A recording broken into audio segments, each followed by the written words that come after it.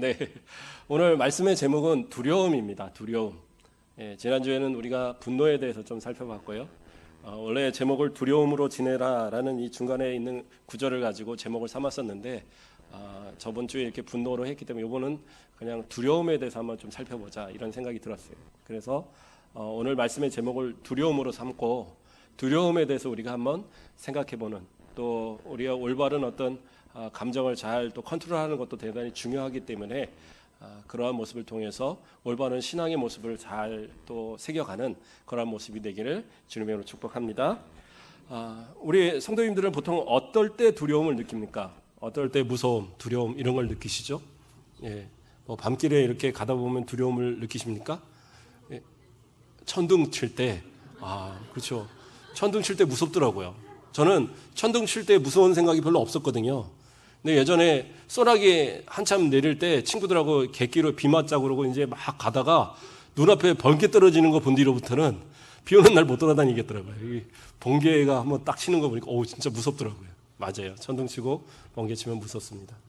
또 어쩔 때 무섭나요? 뭐 깡패나 뭐 강도 뭐 이런 사람들도 무서울 거고. 또 어느 때 무섭죠? 뭐 교통사고나 이런 거 당할까 봐 어떻게 찻길 건널 때도 좀 무서울 때 있을 것 같고요. 뭐 그런 건 좀 작은 두려움들이지만 저는 어렸을 때 전설의 고향 보고 난 날이 제일 무서웠어요. 전설의 고향 아세요? 예. 전설의 고향 보고 나면은 밤에 잠을 못 자겠어요. 화장실도 못 가겠고. 그런데도 봐요. 참. 지금 생각해보면 진짜 유치하거든요. 그거 진짜 이렇게 뭐 모양한 것도 아니고 그냥 스튜디오에서 뭐 보면은 산소 모여갖고 반 뚝 갈라지고 거기서 뭐 네 다리 내나 하고 딱 이런 진짜 지금 보면 애들도 그런 거 보고 안 무서워할 텐데 그때 그렇게 무서웠어요. 그게 그래갖고 막 눈 이렇게 가리고 막 조그맣게 보고 그랬던 기억이 납니다. 어쨌든 그런 뭐 무섭잖아요. 그렇지 않나요? 어쨌든 그러한 여러 가지 두려움들이 우리 가운데 있습니다. 또 어떤 분들은 죽음이라는 두려움을 상당히 두려워하는 분들도 있고요. 우리에게 있어 두려움은 상당히 많이 자리 잡아 있습니다. 그러면 두려움이라는 감정은 어떻게 시작이 됐을까?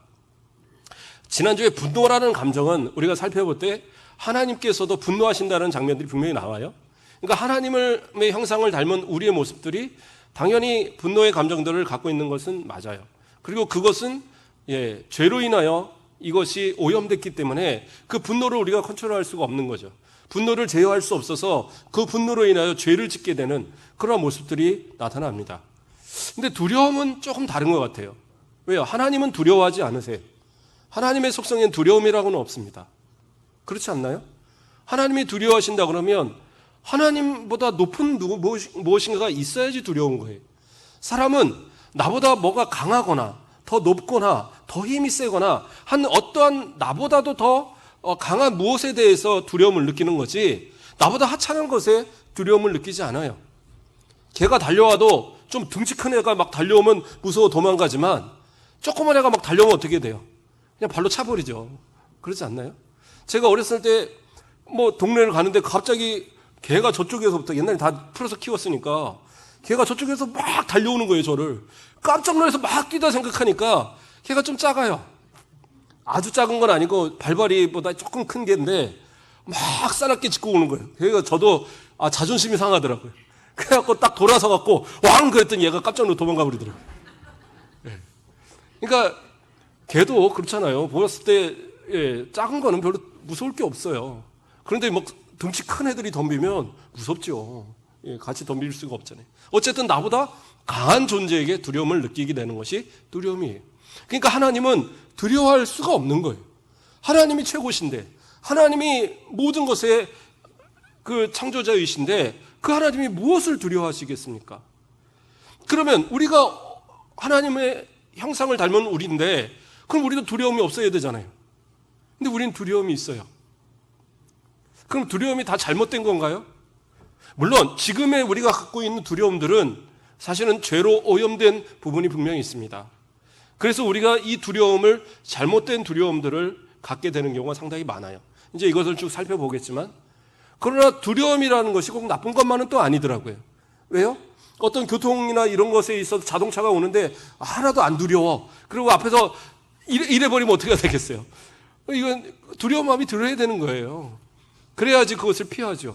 아까 우리 권사님 얘기하신 대로 천둥이 막 치는데 나는 안 두려워 하고, 나는 안 두려워도 문제는 죽잖아요. 번개 맞으면.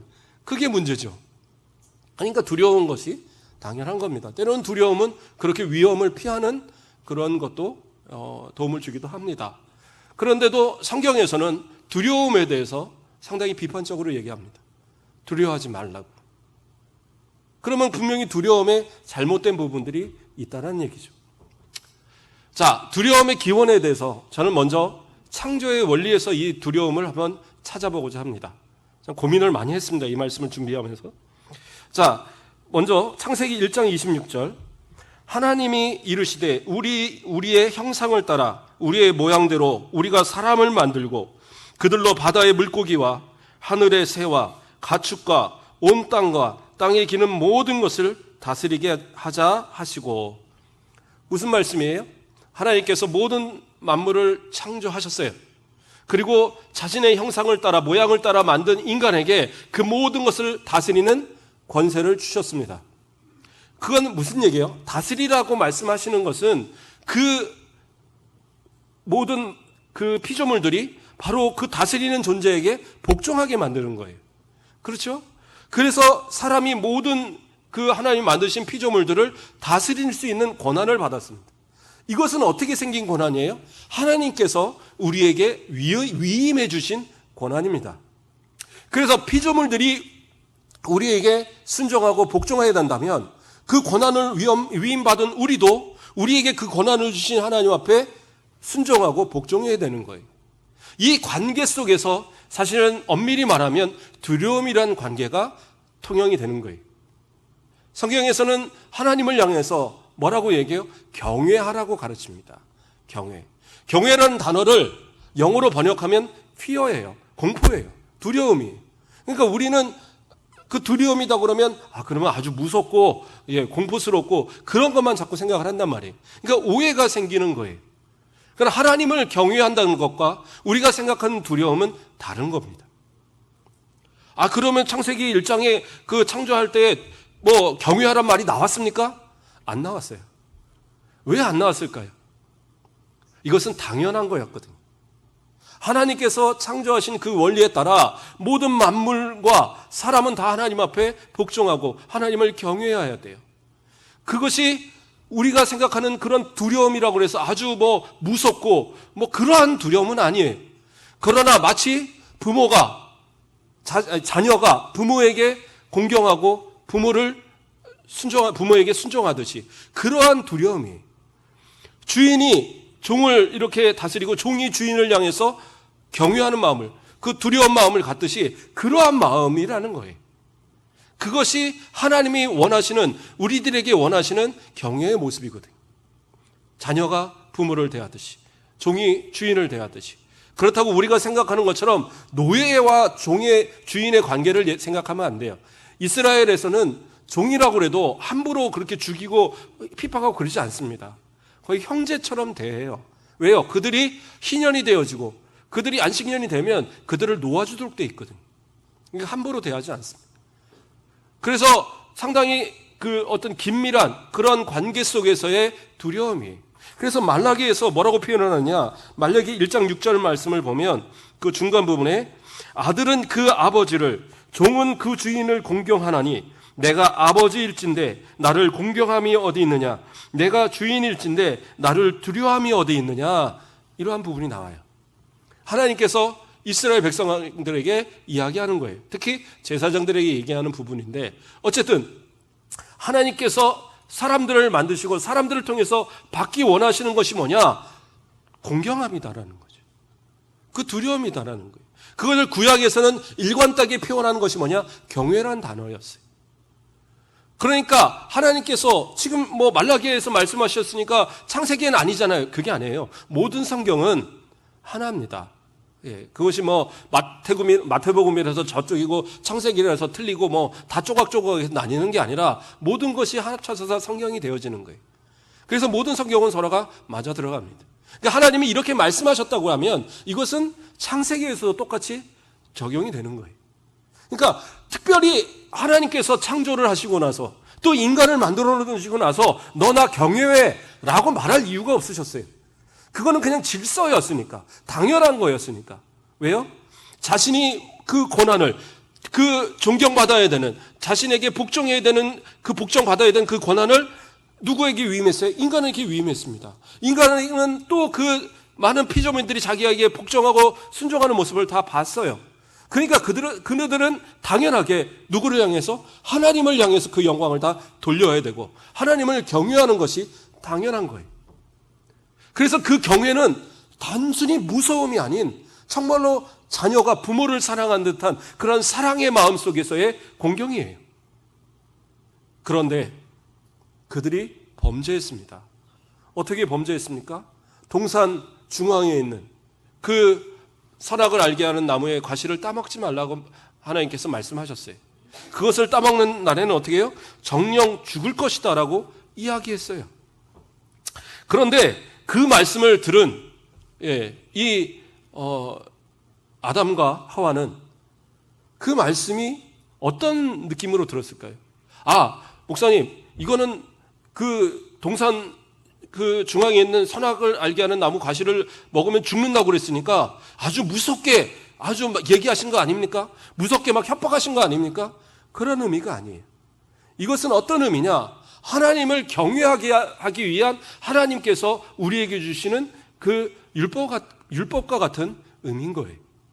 율법을 주심이 결코 우리를 그것에 속박해서 그걸로 넘어지고 그걸로 쓰러지고 그렇게 하려고 만드신 게 아니잖아요. 너는 내 백성이고 나는 너의 하나님이라는 그 계약 속의 관계 속에서 우리가 하나님을 온전히 따르도록 하기 위한 것이 사실은 율법의 기능이거든요. 마찬가지로 이 선악을 알게 하는 나무를 놓고 하나님께서는 아담과 하와와 함께 언약을 맺으신 거예요.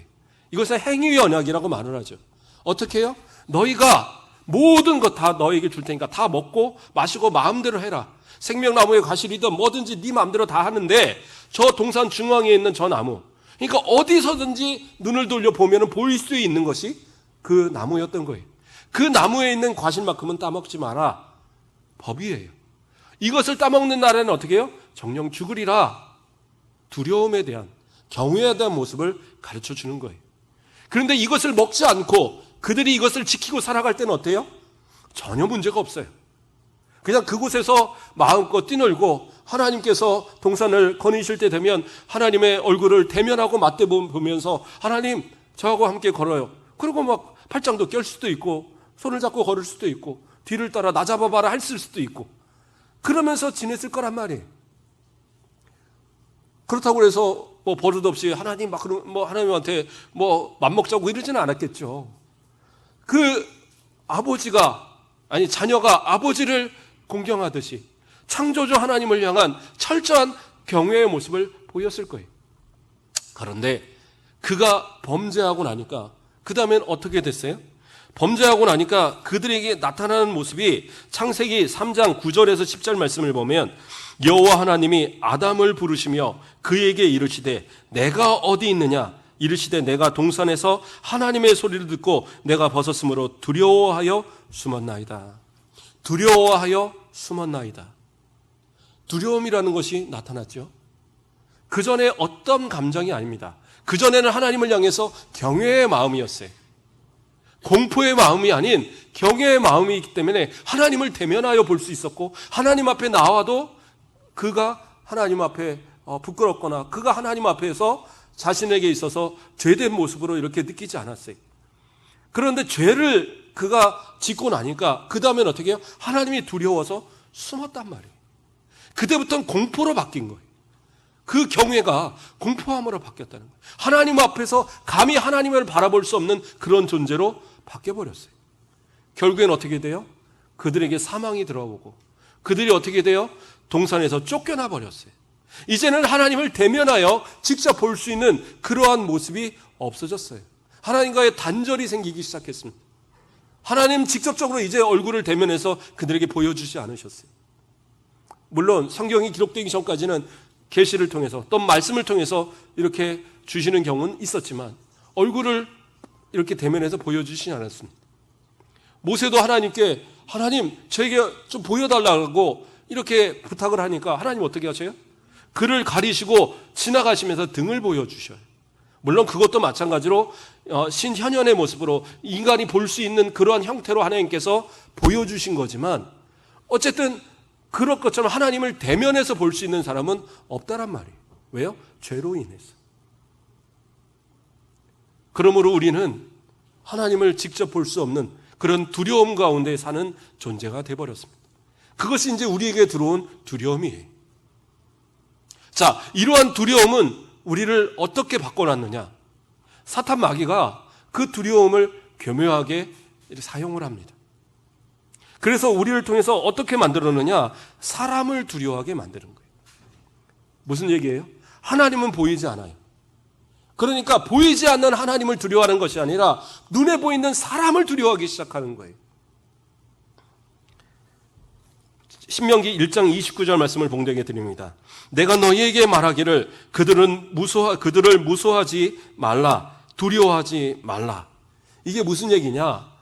모세가 이스라엘 백성들에게 하신 말씀을 신명기에서 다시 한번 이제 되새기는 거예요. 신명기는 제신자로서 다시 이제 명하시는 말씀이거든요. 그러니까 기억을 통해서 다시 되새기는 거예요. 근데 언제적 일을 되새기느냐? 모세하고 처음 이스라엘 백성을 끌고 가나안 직전까지 갔을 때, 바로 건너에 아모리 족속이 있고 그곳에 적과 꿀이 흐르는 땅이 바로 있는데, 그곳을 가기 전에 정탐꾼들을 보냈죠. 12정탐꾼을 보냈는데 이들이 돌아와서 하는 얘기가, 그곳은 당신이 말한 대로 적과 꿀이 흐르는 땅이 맞습니다. 그런데 그곳에 있는 아모리 족속은 우리가 결코 이길 수 있는 존재들이 아닙니다. 그 가운데 있는 아낙 자손들은 거인과 같아서 우리는 그 앞에 보면 메뚜기 같은 존재입니다. 이러면서 그 두렵다라는 이야기들을 합니다. 더 나아가서는 어떻게 되느냐? 신명기 1장 27절 말씀에 장막 중에서 원망하여 이르기를 여호와께서 우리를 미워하심으로 아모리 족속의 손에 넘겨 멸하시려고 우리를 애굽 땅에서 인도하여 내셨도다. 하나님을 원망하면서 뭐라고 그래요? 우리를 저 아모리 사람들에게 죽게 하려고 여기다가 이렇게 데려다 놓으셨구나라고 그렇게 말하고 있는 거예요. 사람을 두려워하는 거예요. 하나님께서 그 홍해를 건너게 하시고 광야를 건너게 하시고 거기서 막 쓴물로 단물을 만들게 하시고, 그렇죠? 그들에게 메추라기를 주시고 그들에게 만나를 주시고 한 그 하나님께서 이 가나안을 들여보내는데 이들을 아모리 족속에게 죽게 만들려고 넣겠냐 말이에요. 그런데 이들이 생각하는 건 뭐예요? 하나님이 눈에 안 보이잖아요. 내 눈에 안 보이니까 지금 눈에 보이는 저 아모리 족속이 두려운 거예요. 그러니까 뭐라고 그래요? 하나님을 원망해요. 그리고 왜 우리를 이곳에서 죽게 하고 있느냐라는 얘기를 하는 거예요. 이것을 향해서 뭐라고 모세는 얘기하느냐? 신명기 1장 32절에 이 일에 너희가 너희 하나님 여호와를 믿지 아니하였느니라 얘기하고 있어요. 이건 믿음이 없기 때문이라는 거예요. 다시 말해서 두려움이 생기는 이유가 뭐냐? 믿음이 없어서 그런 거예요. 믿음이 없으니까 사람이 두려웠기 시작하는 거예요.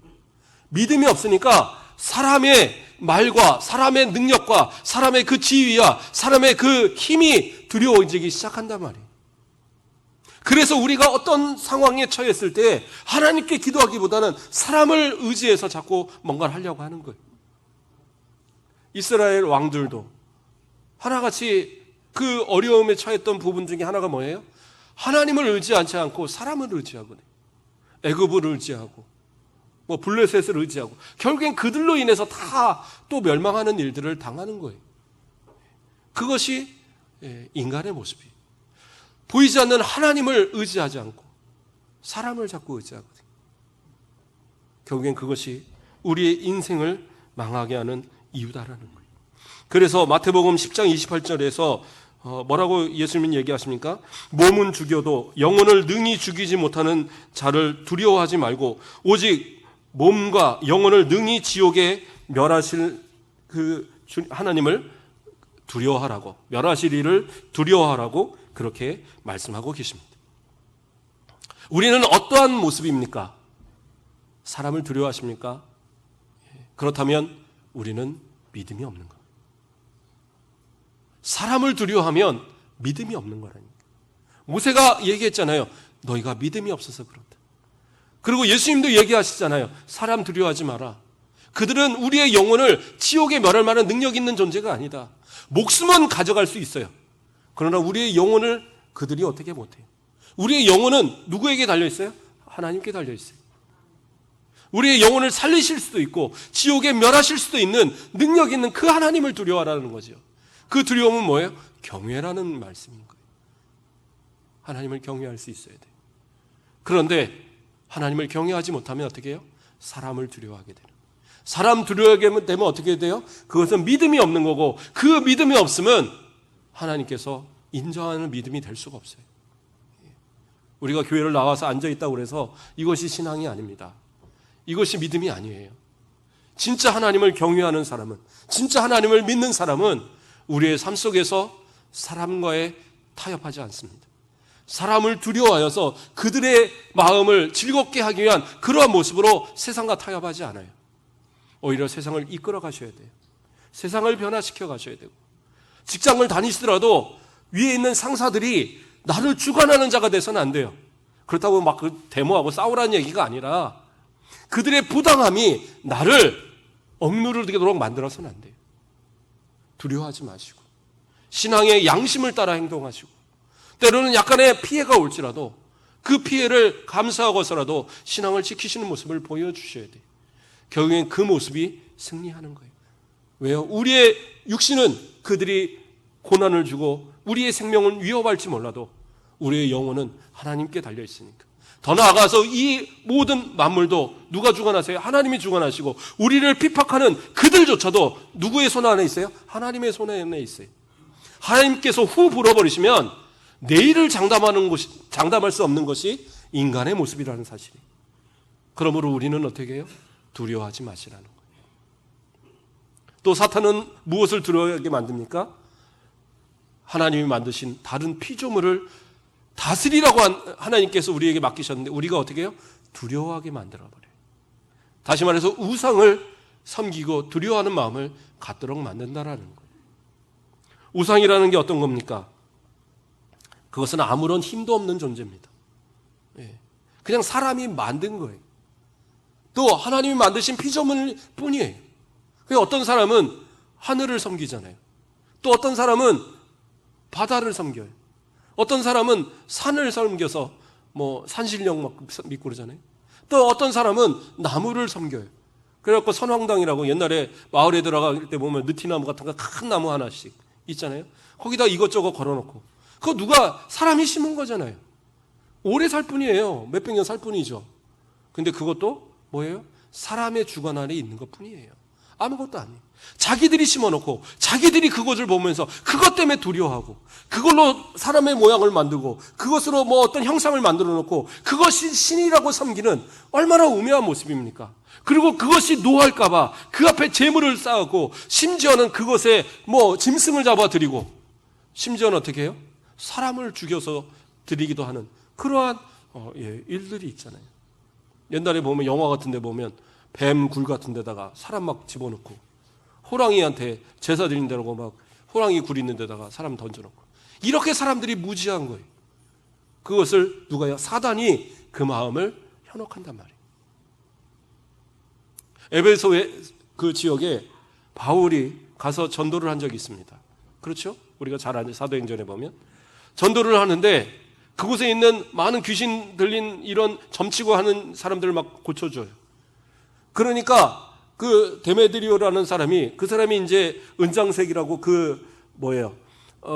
아데미 신 이런 제우스 신 이런 것을 이렇게 만들어 갖고 사람들에게 파는 사람이었는데 위협을 느낀 겁니다. 야, 우리가 이거를 잘못하면 못 파는 수도 생기겠다. 이렇게 사람들이 예수라는 사람을 믿기 시작하면 안 되겠다. 이렇게 생각을 한 거예요. 그래서 가서 거짓으로 고발을 해서 저 사람들이 우리 아데미 신전을 저 사람이 모욕했다 이런 식으로 고발을 하는 겁니다. 그러니까 에베소 사람들이 다 들고 일어났어요. 그래서 뭐라고 얘기하느냐? 아데미 신이요 하면서 막 소리쳐요.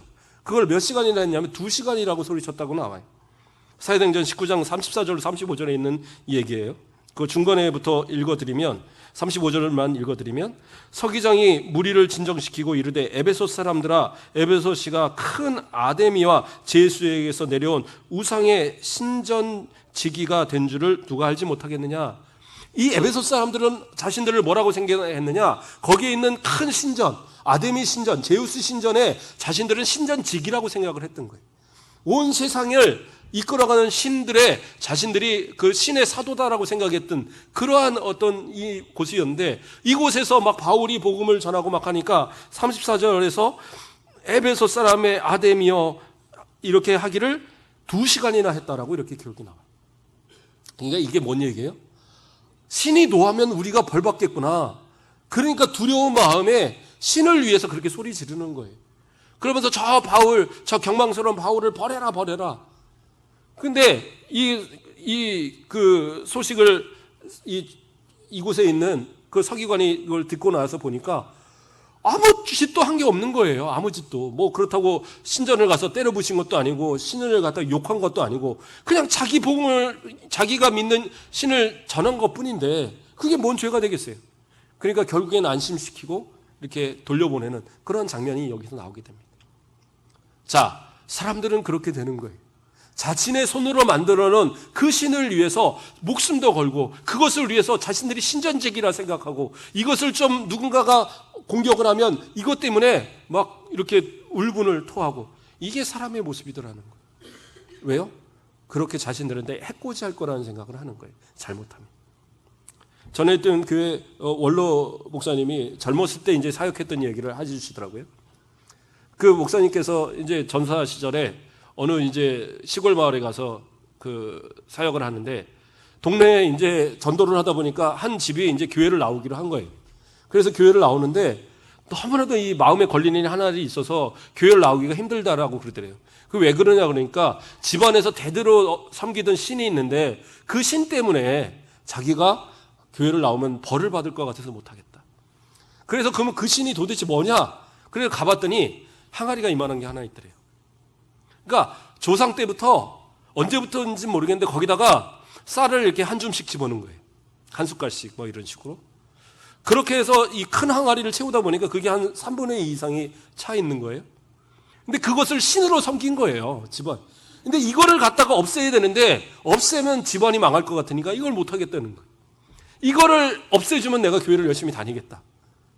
그래서 보니까 이렇게 쌀을 보니까 쌀이 괜찮더래요. 그래요? 그럼 내가 치워주겠다. 그리고 이걸 갖고 와서 이제 열심히 밥해 드셨다고 그러더라고요. 그때 뭐 쌀이 귀할 때라. 그 보니까 한 3분의 1 정도는 먹을 수 있는 쌀이고 밑에는 다 곰팡이고 썩어서 못 먹겠더래요. 그래서 갖다가 버렸다 얘기를 하시더라고요. 그런데도 이제 나이가 80이 넘고 이제까지 다 건강하게 사는 거 보면 그거 아무 성용도 없나 보더라. 예. 사람들은 그렇게 무지한 거예요. 그것이 자기의 손으로 쌀을 쌓아서 자신의 손으로 그 항아리에다 채워놓고 그것이 신이라고, 이것이 오래전부터 우리 할머니 때부터 우리 아버지 어머니 때부터 쌓아놓은 것이라서 내가 이것을 버리면 벌 받을까 봐 이렇게 무지한 게 사람의 모습이다라는 거예요. 그런데요, 하나님은 그러한 모습과 하나님을 비교하는 것 자체에 하나님은 원하지 않으세요.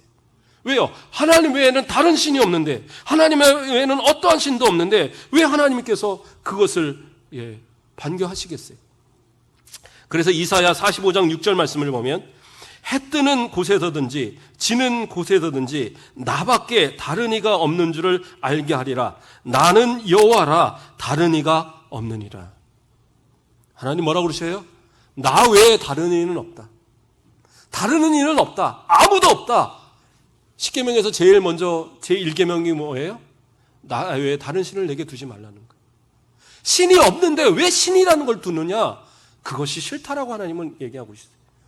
어떠한 존재도 두려워하지 말라는 거예요. 그것은 뭐예요? 하나님을 인정하지 않는 거예요. 내가 어떠한 것을 두려워하고 그것이 내게 어떤 재앙을 줄까 겁을 낸다? 그것은 하나님을 못 믿는다라는 거예요. 진짜 하나님을 믿는 사람은요, 두려워할 수가 없어요. 무슨 돌이 됐든 나무가 됐든 어떤 아무리 신령한 뭐라를 갖다 칭칭 감아놔도 그건 아무것도 아닌 거예요. 그냥 사람이 장난쳐놓은 거일 뿐이에요. 그것에 내가 막 두렵고 절대 그러지 마십시오. 어떤 누구도, 어떠한 피조물도, 어떠한 세상에 있는 것도 우리를 감히 건들 자는 없어요. 사단 마귀도 이제는 우리에게 힘을 발휘할 수 없어요. 우리는 어떤 존재입니까? 예수 그리스도를 통해서 구원받은 존재예요. 이제는 더 이상 세상의 어떤 것도 우리를 건들 만한 존재가 없어요. 우리는 하나님을 아버지라, 아빠, 아버지라 부르는 존재들이에요. 그러면 이제는 더 이상 세상 가운데 우리가 두려워할 존재는 없단 말이에요. 우리가 경외할 수 있는 대상, 하나님밖에 없다라는 거예요. 그것이 하나님께서 우리를 바라시는 그 하나님의 뜻이라는 사실입니다. 그래서 로마서 8장 15절 말씀에 뭐라고 합니까? 너희는 다시 무서워하는 종의 영을 받지 아니하고 양자의 영을 받았으므로 우리가 아빠 아버지라고 부르짖느니라.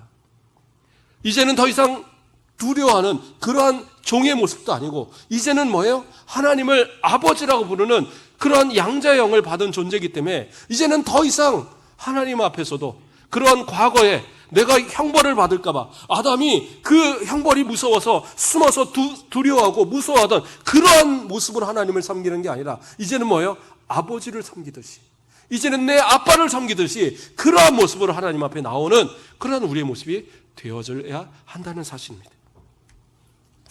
요한일서 4장 18절 말씀을 보면 사랑 안에 두려움이 없고 온전한 사랑이 두려움을 내쫓나니 두려움에는 형벌이 있음이라. 두려워하는 자는 사랑 안에서 온전히 이루지 못하였느니라. 더 이상은 두려워하지 마십시오. 이러다가 내가 하나님 앞에 벌 받는 거 아니야? 아니요. 이제 예수 믿고 구원받은 우리의 모습은 더 이상 형벌이 없어요. 내가 형벌을 두려워한다면 아직 믿음이 없는 거예요. 죄지면 형벌 받잖아요. 죄지면 벌 받죠. 그런데 예수 그리스도의 피로 구원받은 우리는 그 죄를 용서받은 존재들이라는 거예요. 예수 믿고 나서 또 죄 졌는데요. 회개하도록 하나님 기회를 주시잖아요. 그러니까 날마다 회개하는 거잖아요. 우리가 우리의 지금 작은 죄들은 수없이 회개하여서 그것을 통해서 또 용서함 받지만 가장 큰 우리의 영원히 천국 가는 그 지옥과 천국 사이에서 천국 가는 그 이 문제에 대해서만큼은 결코 그것을 빼앗기지 않는다는 얘기예요. 진짜 믿음으로 구원받은 사람이라고 한다면. 그런데도 내가 아직도 두려워하여서 하나님을 제대로 믿지 않고 내가 하나님을 믿는다고 하면서도 그 형벌을 두려워하고 내가 구원받을 것에 대한 확신이 없다고 한다면 그건 믿음 아니라는 거예요. 그러므로 담대하십시오. 담대하세요. 누군가 와서 이단들이 자꾸 건들잖아요. 와갖고 구원 받았어? 구원 받았는데? 언제 받았어? 언젠가 받은 것 같은데? 맨날 며칠 몇 시에 받았어? 모르면은 나 따라와! 뭐 이런데 구원파 이런데 끌고 가잖아요. 그런 거 쫓아서 가지 마세요. 그거 아무 소용 없는 거예요. 뭐 성경 교회에서 성경 제대로 못 배우지 우리한테 오면 제대로 봐요. 그런 얘기 하지 마시라고 하세요. 성경을 신천지 말하는 거 뻔하거든요, 내용들. 그거 가지고 아주 대단한 것 같지만, 그 생각, 그러다 막히면은 이만희가 꿈 꿨는데 뭐가 어쩌다 이런 식으로 얘기를 한단 말이에요. 그런 거 가지고 속지 마세요. 괜히 사람 두려워하지 말고 사람에게서 뭔가 차지를 하지 마세요. 하나님 앞에 기도하시고 하나님의 주신 말씀을 통해서 은혜 받으시면 되는 거예요. 모르시면 찾아와서 물으시고 그러면 되는 거잖아요. 쓸데없이 다른 곳에서 답을 찾지 마세요. 하나님 앞에서 진짜 구원받은 사람이라고 한다면 더 이상 사람이나 어떤 피조물이나 그런 것을 두려워하지 않습니다. 오직 누구예요? 하나님만을 경외하는 사람으로 살아간다는 사실. 오늘 처음 읽었던 본문에서도 뭐라고 얘기합니까? 그 17절 말씀을 보면 외모로 보지 아니하시고 각 사람의 행위대로 심판하시는 이를 너희가 아버지라 부른즉 너희가 나그네로 있을 때를 두려움으로 지내라. 목사님 이제까지 두려워하지 말라고 실컷 얘기를 해놓고 왜 갑자기 두려움이라는 얘기를 또 하십니까? 왜 두려움으로 지내라는 말씀을 하십니까? 이 두려움으로 지내라는 얘기가 뭐냐? 다시 하나님을 경외함을 회복하라는 얘기인 거예요. 인생을 살아가면서 사람 두려워하지 말고 피조물을 두려워하지 말고 우상을 두려워하지 말고 나그네로 지내는 이때에 누구를요? 하나님을 경외함으로 살아가라고 이야기하고 있는 거예요. 그 두려움을 회복하라는 거예요. 진짜 하나님 앞에서의 진짜 가져야 할 두려움은 하나님을 경외하는 것이, 더 이상 세상 것을 두려워할 이유가 없다라는 거예요. 심지어 누가복음 16장 16절로 18절 말씀에서 뭐라고 얘기합니까?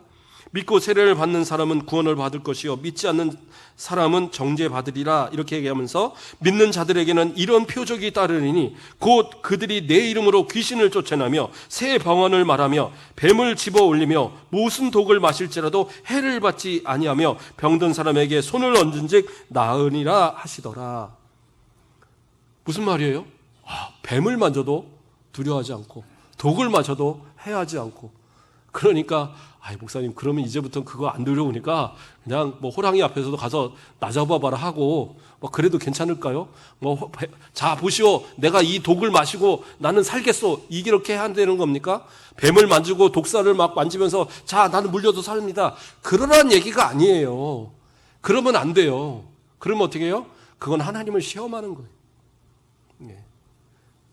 하나님을 시험하는 겁니다. 뻔히 죽을 줄 알면서 왜 그렇게 합니까? 인생에 있어서 조심해야 할 부분들은 조심을 해야 돼요. 그것은 뭐예요? 하나님께서 내게 맡기신 사명을 감당하기 위해서 그 내가 기본적으로 지켜야 할 부분들을 나를 지켜가는 거죠.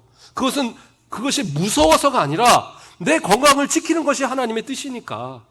그렇죠? 내가 내 삶을 지켜가고 온전히 잘 지켜서 하나님의 뜻 가운데 살다가 주님 부르실 때 가는 그 때까지의 삶을 지켜가는 것도 내게 사명이니까 그것을 지키는 것이지, 무섭지 않으니까 이거 갖다 그냥 꿀꺽꿀꺽 마시고 오늘 뭐 농약 한번 마실까 이러라고 하는 게 아니란 말이에요. 그러니까 그러한 것은 더 이상 우리에게 두려움의 대상은 아니지만 그것을 내가 뭐 그렇게 일부러 가서 동물원에 호랑이 앞에 가서 밥으로 서 있고 이럴 필요는 없다는 거예요. 그렇죠? 그러나 그런 거 맞아도 두려워할 이유는 없는 거예요. 왜? 믿음으로 살아가는 사람들은 이것이 두렵지 않은 거예요. 죽으면 죽으리다로 살아가니까. 그래서 믿는 자는 어떠한 독을 마실지라도 해하지 않는다라고 이렇게 얘기하시는 건 뭐예요? 두려워할 필요가 없다라는 거예요.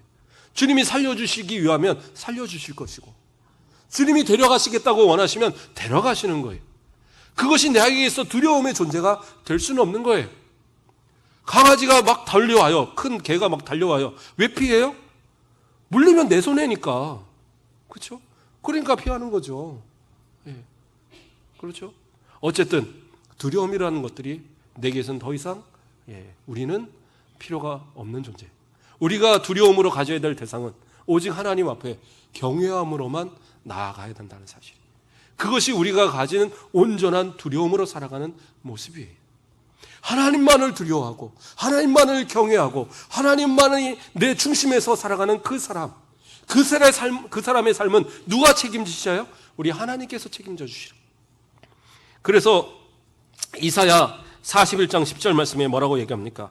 두려워하지 말라, 내가 너와 함께함이라.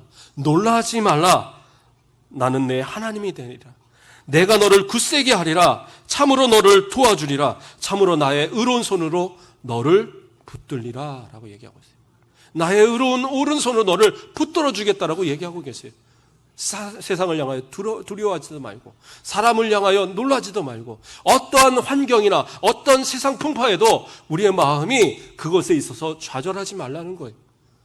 누가요? 하나님이 우리를 붙들어 주시고 하나님이 내 편이 되어 주시고 나를 그 오른손으로 책임져 주시고 붙들어 주신 그 은혜가 우리가 아는 데 있는데 우리가 무엇을 두려워하겠습니까? 그러면 우리는 더 이상 두려워할 이유가 없는 거예요. 두려움은 어떻게 해요? 기도하세요. 하나님 앞에 기도하시면 돼요. 기도하시면 하나님이 책임져 주시는 거예요. 그 하나님을 의지하면 걱정할 이유도 없어요. 근심할 이유도 없어요. 주님 앞에 모든 것을 맡기고 우리 끝까지 온전한 하나님을 경외하는 그 경외한 가운데 우리의 신앙을 지키고 끝까지 하나님의 주시는 은혜로 이 땅을 승리하고 살아가시는 저와 여러분 되시길 주님의 이름으로 축복합니다.